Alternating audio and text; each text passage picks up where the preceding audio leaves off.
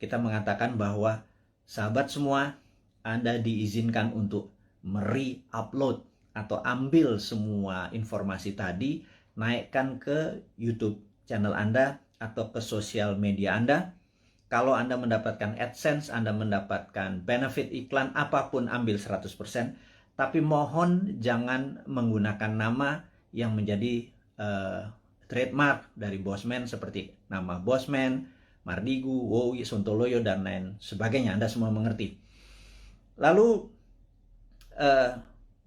kita melakukan hal yang seperti rutin kita lakukan. Kita memberikan pelajaran-pelajaran yang mungkin lebih spesifik. Kita memberikan julukan kepada orang-orang yang setuju dengan prinsip kita dengan nama New Mind. Sekarang pertanyaan, New Mind itu apa? New Mind adalah yang mereka mempunyai pemahaman terhadap New Economic Model. New Economic Model. Kita adalah kaum secara ekonomi tidak lagi berkiblat pada Adam Smith dan Keynesian. Kita menyebut diri kita adalah post-Keynesian atau Keynesian yang sudah kita lewati. Dan mazhab kita ini dipakai oleh Michael Hudson atau Hudsonian. Michael Hudson dengan Hudson Institute-nya tahun 1971 menyarankan pemerintahan Nixon untuk melepas jaminan emas dalam memprinting dolar. Kemudian menggunakan petroleum untuk printing money sebagai underlying dolar, dan hutang negara-negara lain untuk printing dolar. Sejak tahun 1971, Amerika awal menjadi negara superpower dan terus mengontrol dunia dengan energi dan currency. Kemudian Michael Hudson ngajar di Peking University tahun 1989. Partai Komunis Cina mengadopsi Hudsonian atau post-Keynesian sebagai platform ekonomi dalam negerinya. Dan dua negara tersebut sukses dalam 20 tahun dari 89 ke 2008, di mana adalah Olimpiade Beijing waktu itu. Dunia tercengang dalam 20 tahun saja. China atau Tiongkok sudah menjadi negara sangat besar atau superpower. Dan dua negara tadi, Amerika dan Tiongkok, menggunakan New Economic Model berbasis ajaran dari Michael Hudson yang saat ini yang terkenal adalah muridnya namanya Stephanie Kelton. Dan itulah orang-orang yang kalau nanti 2024 kita mendapatkan kepercayaan, mungkin penasihat ekonomi kita adalah Michael Hudson dan Stephanie Kelton yang akan membawa Indonesia menjadi punya model baru, New Economic Model, di mana kita mungkin negara kita tidak ada interest atau bunga lagi, pajak turun gitu ya, berbeda dengan sekarang yang pajaknya naik. Hal ini adalah karena kita New Economic Model. Jadi New Economic Model kita menyebut diri kita sebagai New Mind. Kemudian New Mind memahami apa yang namanya geopolitik. Geopolitik adalah sebuah kekuatan geografi dari negara kita untuk kekuatan berpolitik terhadap negara-negara lain. Jadi saat ini misalnya kekuatan geografi kita untuk politik untuk menekan Singapura, menekan ASEAN, menjadi kekuatan di tengah, memanfaatkan Selat Malaka untuk keuntungan ekonomi, saat ini tidak dilakukan selama 20 tahun pemerintahan yang ada. Kenapa saya sebut 20 tahun? Karena 20 tahun adalah ukuran yang harus kita patokkan. Jadi Dubai dibangun dalam 20 tahun, Beijing dibangun 20 tahun, Tiongkok, kemudian banyak negara yang dalam 20 tahun menjadi negara besar. Jadi kita tanya sekali lagi, Ibu Mega, alhamdulillah Anda sudah 3 tahun menjabat sebagai presiden ke-5, kemudian Pak SBY selama 10 tahun, terima kasih Anda sudah 10 tahun membawa negara ini. Kemudian terakhir adalah saat ini Pak Jokowi dengan 7 tahun, jadi total sudah 20 tahun. Pertanyaan dari kaum New Mind kepada Anda semua yang kami menganggap tidak berbeda haluan ekonominya, kita bicara ekonomi dulu ya, adalah tidak berhasil membawa Indonesia untuk menjadi negara superpower. Dan kemudian tahun 2024 ada 3 informasi yang kita bisa share. Nomor 1 adalah ada isu bahwa akan diperpanjang 3 masa jabatan. Jadi incumbent bisa men-challenge lagi dirinya, dan di sini saya ragu apakah nanti tahun 2024 Anda menang juga gitu ya. Tapi nggak apa-apa, itu adalah fair fight. Jadi kalau kita nih kaum New Mind mendadak nanti challenge-nya dengan incumbent, mungkin menarik karena kita menang atau kalah pun dari yang the best gitu ya. Kemudian ada isu kedua, yaitu tidak 3 kali masa jabatan tetapi ditambah 3 tahun, seperti halnya waktu itu FDR, Franklin Delano Roosevelt, karena Perang Dunia Kedua terjadi di Amerika, dia harus memperpanjang jadi 4 kali. Jadi satu-satunya presiden yang 4 kali masa jabatan dikarenakan di extend jabatannya. Jadi minta di extend 3 tahun karena mungkin tahun 2020, 2021, 22 masa pandemi ini tidak perform, jadi minta jabatan 3 tahun. Dan baik itu jabatan 3 tahun ditambah, walaupun nanti 5 tahun lagi, 5 tahun lagi, atau 3 kali masa jabatan, itu keduanya harus MPR putuskan dan DPR. Jadi saya yakin Anda bisa lakukan karena DPR saat ini sudah Anda kuasai, ditambah PAN bergabung, jadi udah 82% suara Anda. Pasti Anda bisa ubah ini semua semau-mau dan sependapat Anda. Nggak apa-apa, itu free fight, itu pasar bebas, itu adalah demokrasi, kita nggak perlu marah. Selama ini adalah kemufakatan dari beberapa pejabat di atas sana. Jadi selama kita bisa bertanding nanti di 2024, ya kita nggak apa-apa juga mau itu 3 kali masa jabatan.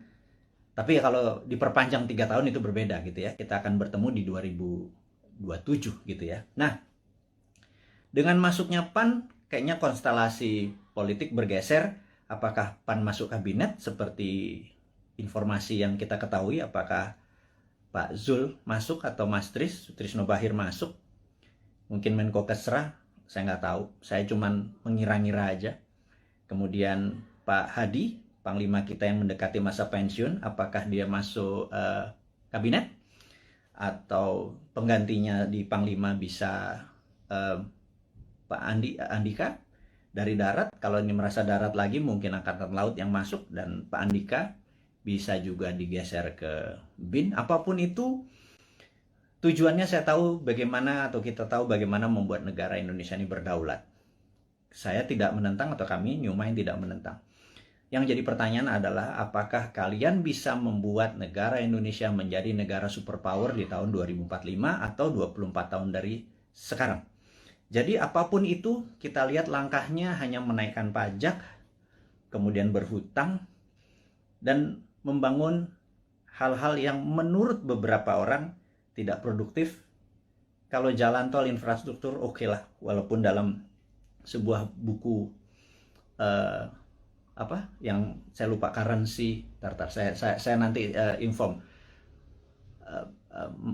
si Bolat ini, dia menyatakan bahwa jangan mimpi membangun negara hanya bersandar pada infrastruktur, jadi harus holistik. Jadi ada infrastruktur statis, infrastruktur dinamis, dan saat ini dianggap hanya infrastruktur statis yang diam seperti jalan tol, jembatan, pelabuhan, dan lain sebagainya. Harusnya infrastruktur dinamis juga dibangun. Tapi ada hal yang menurut kami adalah hal yang tidak produktif, adalah membangun ibu kota pindah ke Penajam. Dan ini produktifnya di mana kita nggak tahu gitu ya. Tapi yang jelas itu bukan hal yang penting, karena bagi orang seperti saya atau kaum New Mind ini yang sangat percaya pada kedaulatan sebuah bangsa, Penajam itu sangat lemah sekali jika ada serangan dari negara lain. Karena sisi utara ada Malaysia, Sarawak, di mana pangkalan militer Malaysia terbesar adalah di utara Kalimantan, di Sarawak. Kalau menyerang Penajam kurang dari setengah jam, bawa bom pesawat pembom rata tanah, dan kita nggak punya perlindungan sama sekali. Jadi saya pikir membangun Penajam, membangun ibu kota, nomor satu adalah harusnya membangun pangkalan militer terlebih dahulu. Pangkalan angkatan lautnya digeser dulu, pangkalan angkatan udara digeser dulu, kemudian darat dan kepolisian harus dipersiapkan dulu, infrastruktur harus disiapkan dulu, baru ibu kotanya. Jangan dibangun gedungnya dulu. Begitu saya jadi presiden nanti tinggal dibom sama Malaysia, kan gerah kita. Jadi saya rasa sudahlah, jangan nanti jadi hambalang. Penajam itu lupakan. Ini saran dari New Mind. wahai yang terhormat kepala negara, jangan dilanjutkan. Kita mengutamakan adalah masalah pandemi dulu gitu ya. Nah, kita masuk ke topik berikutnya adalah, masih topik yang pertama adalah yang jelas YouTube channel kita kemudian diserang lagi berkali-kali sampai kita bingung. Maksudnya bingung nih gini. Kita kan punya channel di Santara dengan tagline UKM menang, kemudian Dinaran Official dengan tagline Rupiah menang. Kalau Bosman Mardigu tagline-nya adalah Indonesia menang. Jadi kita memasang cerita, karena selama di takedown tidak boleh upload, kita menaruh informasi di Dinaran Official dan di Santara. Kemudian begitu kita boleh lagi memasang, kita memindahkan informasi di Dinaran tersebut official ke Bosman Mardigu, dan itu di take down juga. Itu kita heran, berarti memang YouTube kita memang ditarget gitu ya, sampai kita kebingungan. Karena apalagi yang ditarget, karena benar-benar kata-kata yang kita taruh, bahkan jualan emas, jualan Dinaran, akan mempromosikan emas sebagai alat bayar atau bukan sebagai alat tukar, itu pun di take down. Jadi kita pikir kita akhirnya diserang lagi. Kali ini menarik, katanya kita melanggar konsensus WHO. Kita ngecek langsung video mana yang melanggar konsensus WHO. Ternyata di salah satu video, nggak di salah satu, ada 5 video kita tentang BPOM dan vaksin dan COVID. Di situ kita terang-terangan mengatakan kita mendukung vaksinasi, tetapi kita lebih mendukung terapi imunitas. Alias, mereka dites titernya dulu, di mana kalau titernya 150 ke atas atau 200 ke atas, tidak usah vaksin karena antibodinya tinggi. Jangan semua orang dihajar titernya rendah atau tinggi, dihajar semua pakai vaksin, sehingga terjadi pemborosan. Dan menurut kita ini, ada 400 juta vaksin udah dibeli, jangan-jangan dengan 50 juta kalau kita selected mereka yang titernya di bawah 150 antibodinya itu yang divaksin, maka jangan-jangan 80% penduduk kita yang di kampung-kampung sana yang hanya makan tiwul, hanya makan jagung rebus, terus ngopi, terus ngakak-ngakak tuh titernya pada tinggi semua karena bahagia semua. Sementara yang bermasalah nyara orang di kota dan pejabat-pejabat, terutama politikus yang titernya rendah walaupun makannya enak, mungkin karena duitnya nggak halal kali ya. Mereka-mereka yang dikasih vaksin gitu. Nah, ternyata kita mempromosikan imunoterapi atau terapi imunitas itu dianggap melanggar konsensus WHO. Dan kita di take down lagi. Jadi kita mulai mempelajari apa sih konsensus WHO. Ternyata konsensus WHO itu adalah vaksin itu suggested, atau dalam bahasa Indonesianya, vaksin itu disarankan. Sementara kayaknya pemerintah kita kayaknya, sekali lagi ya, mohon maaf nih, kayaknya kalau Anda marah, Anda geeran, atau Anda baperan. Kalau baperan jangan jadi pejabat ya. Jadi kayaknya di Indonesia vaksin itu mandatori, diwajibkan. Sementara WHO hanya suggested atau menyarankan. Jadi di sini kita ada sedikit pertanyaan. Kita tidak melanggar konsensus WHO, tapi mungkin melanggar mandatori atau perintah dari pemerintah saat ini. Sekali lagi, kita bukannya tidak mendukung, tapi kita punya preference. Karena sahabat saya, seorang profesor yang saat ini mengajar di Cornell University, beberapa minggu yang lalu, mungkin beberapa hari yang lalu, 3 minggu yang lalu, mengatakan, kalau vaksin adalah sebagai single bullet proof untuk menang melawan COVID, itu halu. Jadi dianggap delusion.